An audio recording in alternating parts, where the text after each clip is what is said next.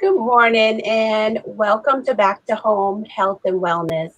My name is Susan Williams, and today we'll be discussing identifying signs and symptoms of dementia. Today we have Yvette Aitkens. Yvette, would you like to introduce yourself and join us? Good morning, good morning, good morning to everybody. Thank you for having me on with you today, Susan. It's my absolute honor to be here. So my name is Yvette Aitkens, as Susan had said. My history goes back over 20 years within the industry. I am a certified assisted living administrator. I'm also a certified dementia practitioner. I'm also a national certified dementia instructor also. So I've been in the home care world, the home health world, like I said, for over 20 years. And it's my absolute honor that I'm here sharing some information on dementia with you today. Wow. Very impressive. And we're glad you're here with us today. So we want to just jump right into this topic here. And Yvette, can you just share with us some of the signs and symptoms of dementia? Well, first of all, we want to make sure that we have an understanding that Alzheimer's and dementia are two different things. Mm-hmm. Now, and this is probably the biggest part for everybody to wrap their heads around, is that there are differences. So dementia is not the disease. Alzheimer's is a form of dementia. Mm-hmm. Parkinson's is a form of dementia. Lewy body is a form of dementia. But what dementia is, it's a decline and a loss in the ability to that interferes pretty much with your daily, ADLs, functioning in terms of going to the store, paying your bills, etc., etc. So again, that there is a distinct difference. Dementia is the loss of your abilities to function. Alzheimer's is the disease. And again, the disease comes in different forms. And until it's, diagnosed by a doctor and they've looked more closely at the brain, you can't really tell. But there are some signs and symptoms that you can see, whether it be more related to vascular or Parkinson's. So there are the differences, Susan.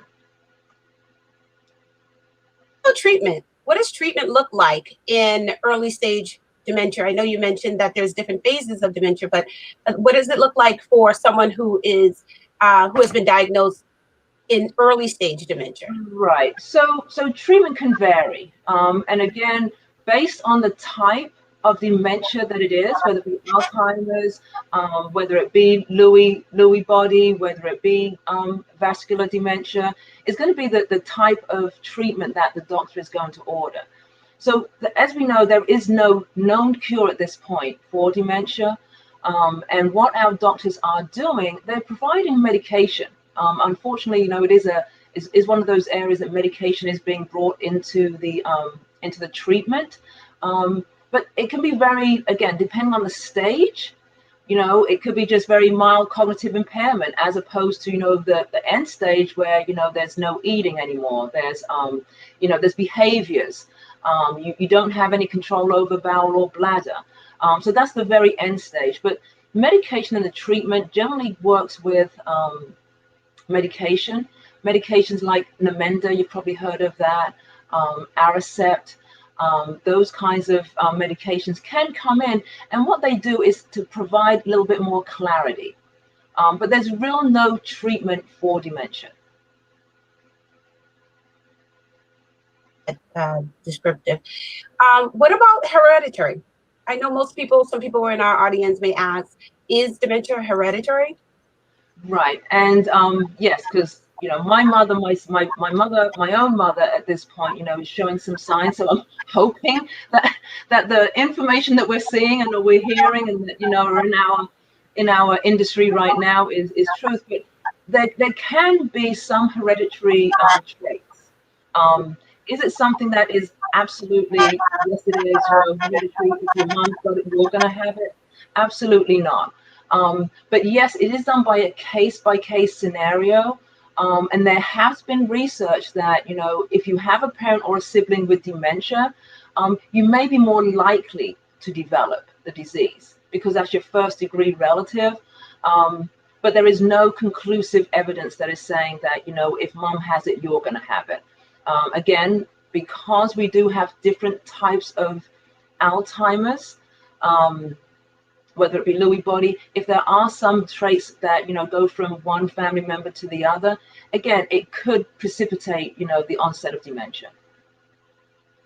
Sherry Renrick has joined us, and she was sending out a message that my husband is very proud of me, proud of us of this topic that we're doing. So good stuff. Love you guys. Thanks, Sherry. Jerry Williams says, looking good, babe. Do your thing. That's interesting. Let's get some questions out here. Please feel free to answer questions. Good morning, Celia Renrick. Thank you for joining us. I know someone that's living with dementia, and I think the hardest thing is, how can we help? As a caregiver, as a daughter, as a mother, as a sister, how can we help these clients that, or family members that may be experiencing some signs and symptoms of dementia? Because I know that most people feel helpless. Right. And being in this industry, and I'm sure it's the same for you, Susan, is that, at times you do feel helpless, and unfortunately we have to put ourselves in a position of saying is that, we cannot save it, but we can be a support of it. So one of the things that I always say when I teach, when I'm, working with, students, is that, we have to become their eyes and their ears. We have to be cognizant of areas of deficiency. But not to try and overcompensate in those areas of deficiency, because there might be still remaining some areas they are efficient in. So that can become, counterproductive, if you will. So in noticing and seeing, encourage them maybe to, let's go to a doctor's appointment. When was the last time you had a doctor's appointment? If you are a neighbor, most areas they have like little neighborhood watch groups. Be familiar with that neighborhood watch. Let people know, look, so-and-so is living at this house and there has been some signs. We just want to make sure that we've got an extra set of eyes on that home. There's areas like the Office on Aging, and every state, every town, every county will have them. If you do feel that it's outside of what you can do from a personal standpoint, reach out to these entities, even your local police department. The police departments actually have their own division specific for the care of the seniors. There's always elopements, and we haven't even touched on elopements. But they have a division that is specifically for the protection of vulnerable seniors that are in the community. But really, in all, Susan, it's really a case of, being cognizant. Try to encourage going for a doctor's appointment. And the last thing that I want to say with that topic is that be understanding and meet them where they are. We can't understand it because we're here. They are there. Depending on where the deficiencies in the brain and the plaque on the cells of the brain are, whether it's front lobal dementia, there's going to be some deficiencies, but on the other side, that's that good side. The good side is saying that you're good, but here's my friend Susan who is telling me I'm not so good. So then there becomes that going back and forth, and that, so again, you've got to be careful. You've got to find that right place, that sweet spot, and encourage them to seek assistance in a medical workup, whether it be through a neurologist or your primary or your gerontologist. But be very cognizant and just meet them where they are. We've had a couple of questions asked. Celia Renrick asked, are there support groups? I know you mentioned a few. Absolutely. Okay. One of the support groups I will most definitely recommend, and I've worked with them for years, is the Alzheimer's Association. They are national. Every single state, every single county has programs under the Alzheimer's Association. Please, please, please check them out. They have various, and you've probably seen the Alzheimer's walks that they have, in various places. So they are really out there in supporting families and friends of those who are suffering with the disease. Reach out to them. They have a 24-hour hotline. So you may be in the house one day and find that, I can't understand what's going on with my mom. Pick up the phone, call them. There's a 24, and it's in multiple languages also. So if you don't speak English and you've got, Spanish or whatever, they have every single type of language available to you. Because again, dementia and Alzheimer's, it does not discriminate. Stephanie Yvette is asking, is there cognitive testing available? Yes. So as part of one of the first things that you see if somebody is acting that little bit different than normal, whether it be forgetfulness, whether it be mood swings, whether it be isolations, whether it be, and it's repetitive forgetfulness, get to that doctor, get to that neuro doctor. The first thing that I always suggest is get a neuro workup. Okay, they will do things like a mini mental. I've had a client one time that beat the mini mental. The doctor was like, "What in the world just happened?" Right? So it gave him an idea of what kind of dementia was going on, and she was more on the lines of it just being a mild cognitive impairment as opposed to dementia. So, but yes, there are tests. There's scans that can be performed. They're not so frequent just because of insurance and reimbursements for those, but the mini mentals can most definitely be done in-house with a doctor that is able to determine if there is some kind of a presence of dementia there. Information as his mother has dementia and living with dementia. I'm sorry, can you repeat that? Pedro Martinez joined us and said that this is great. The information is great. He says, "Good morning. My mother has dementia. This is wonderful information." Right. And Pedro, one of the things I'm going to say to you is that having your loved one. I've been in this industry, as I mentioned, over 20 years. Nothing prepared me. I can save the world. I can make changes in families, but there's nothing that prepared me for actually caring for my own mother, who started showing the signs of dementia. I was a mess. I was a mess. But then I had to go back to my own teachings in terms of, meet her where she is. This is not my mother, who I've known for the past 40 something years, who has been great and vibrant and so forth. This is something that is totally beyond me and that I cannot fix. So I say that to say, Pedro, is that this is not personal. Don't take it as personal, but just know you have to meet your mom where she's at. Asked, are there support groups for caregivers also? Now, this is totally so important, especially during the COVID-19 pandemic, to also take care of the caregivers. Absolutely. And I always say this is that, we always know when we go into an airplane that if the airplane is going to do a nosedive, the first thing that you have to do is you've got to put that mask on yourself first, right?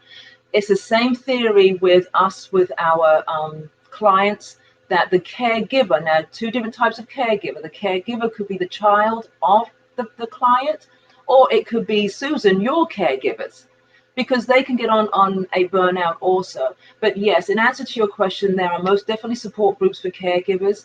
And again, and I'm just going to always use the Alzheimer's Association because they're a wealth of information. If you get onto their website, look for your local area, you will find it there in terms of what groups are available. And even that one-on-one call saying, I'm a caregiver, I work for, back to home, and here I am, and I've got this situation going on, how do I do it? They're there for you. Okay. I want to ask Celeste, I know we need to wrap it up, but I do want to ask this question, and I think it's generally for myself. There's times that I know that I am very forgetful. I can go in one room and totally forget what I came in the room for. So I'm always thinking, is this signs of dementia? Is this something that, could be going on? Is it memory loss? Should I be concerned, worried? Is this very typical as we get older in age? Just a question. Yeah. So, and yeah, we all do that. But I'm not putting myself in that category just yet. So yeah, I mean, look, for us, we are very busy people. We've got the children, we've got the job, we've got this to do, and I'm going back here, but I'm also thinking about, doing the breakfast in the kitchen.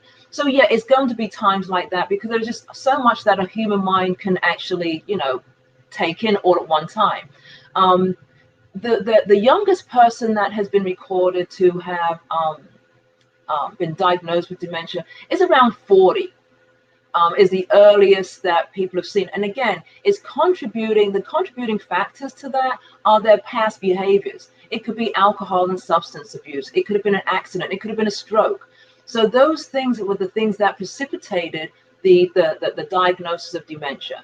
But for most part, you're going to be looking at, 60, 65 and up, that where you are actually going to see the true um, um, reduction in cognitive impairment following into, dementia and the other Alzheimer's diseases. So, but I think that you're fine, Susan. I don't think that you're there yet. Just know that maybe you've got to take one less thing off your plate in the morning and not do breakfast and your husband do breakfast instead. But I think you're going to be fine. Actually, my husband just joined. He was asking about the signs and symptoms. Hopefully he caught that, about the early signs and symptoms. Jackie Clemens says, thank you. Her mom also has dementia, and my mother has been diagnosed, and this is information for the family. So Jackie, we are so grateful that you joined us as well to get this information. So Travis, can I just mention something to Jackie? I'm sorry, Jackie. Another thing that I also recommend is that when they start introducing medication, have your medication validated. Okay, do a medication reconciliation. If need be, there's a thing called pharmacogenetic testing, which actually goes through the body and tests the DNA to see whether that Namenda is working. Because sometimes I can prescribe Namenda or a B12, which also changes the behaviors, but it's not actually metabolizing in the body correctly. Okay, so I always say again is that if there's medications that have been introduced, whether it be Namenda, whether it be Aricept, I don't care what it is, have your pharmacy validate the medications for any kind of interaction. Thank you, Linda, for joining us. Sue Travers mentioned that her father-in-law also has dementia, and there's a issue about caregiver burnout. Well, we all experience caregiver burnout. It's very sad. I'm sorry, father-in-law as well. She said her mom-in-law, I like that, is experiencing caregiver burnout, which is very common. We see that all too much.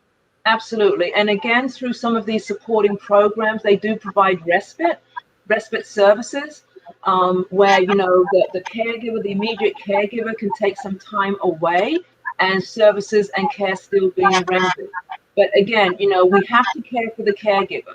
We have to make sure that we're putting in sufficient support systems in place, whether it be the spouse of the client, or even the caregiver through an agency that is there. Understanding is a lot better in terms of how to deal with it. And again, taking yourself taking yourself a little bit out of the situation can make you be able to, care for them a little bit better.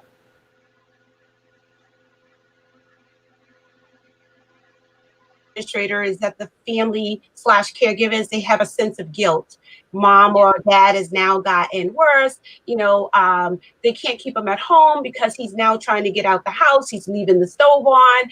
He's forgetting to open up the mail. How can a caregiver, I know we mentioned some groups as well, but how can they get over that sense of regret, that sense of feeling like they're abandoning their parents in a nursing home? Feel like they're doing the right thing. Yeah, understanding and education, Susan, is going to be one of the biggest things that is going to help them take their mindset to a different place. Is understanding the disease. Is understanding the behaviors. Is understanding that it's not them. It's taking themselves out of the equation. This is not about them. It's about my loved one. That would be my best recommendation. And there's going to be an element of guilt anyway, but they didn't cause it, and it's going to be a case of self-reflection, self-nurturing, education that is going to bring them to a different place of caring for their loved one. We are thankful for all the information that you were able to help, especially our audience that was engaged. Again, we're talking to Yvette Aitkens, certified dementia practitioner. Thank you so kindly. Is there anything else in closing you'd like to share with us before we go?